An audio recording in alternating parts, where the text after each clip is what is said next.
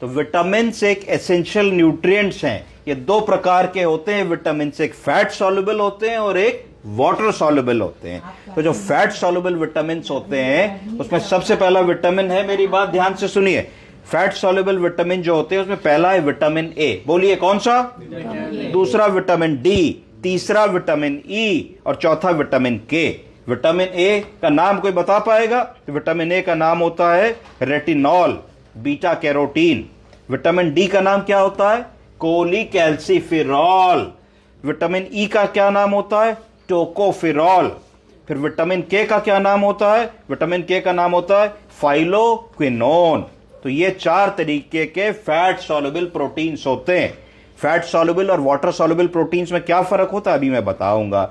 तो fat soluble का मतलब होता है ये कहां स्टोर्ड होते हैं? ये बॉडी के फैट में, टिश्यू में और लिवर में स्टोर होते हैं, तो लंबे समय तक शरीर में रहते हैं। इनको फैट सॉल्युबल प्रोटीन कहा जाता है।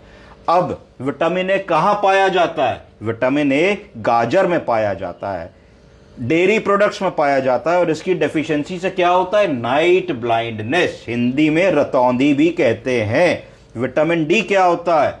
कहां मिलता है? ये फिश में मिलता है, सूरज की रोशनी में मिलता है, फोर्टिफाइड डेयरी प्रोडक्ट्स में मिलता है और इसकी डेफिशिएंसी से बच्चों में क्या होता है? रिकेट्स होता है और बड़े लोगों में क्या होता है? ऑस्टियोमलेशिया, यानी कि हड्डियां कमजोर हो जाती हैं। विटामिन ई कहां मिलता है? विटामिन ई का सबसे कॉमन सोर्स होता है nuts and seeds, dry fruits.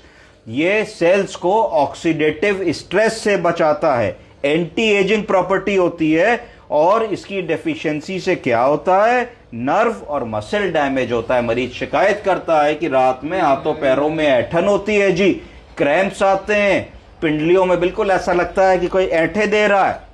चौथा फैट सॉल्युबल विटामिन मैंने बताया विटामिन के होता है।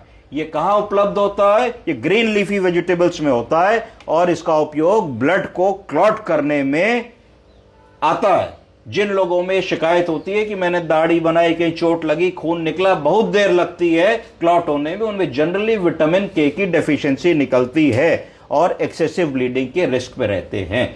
ये आज मैंने आपको बताया फैट सॉल्युबल विटामिन्स के बारे में। अगली क्लास में मैं आपको वाटर सॉल्युबल विटामिन्स के बारे में बताऊंगा। Thank you.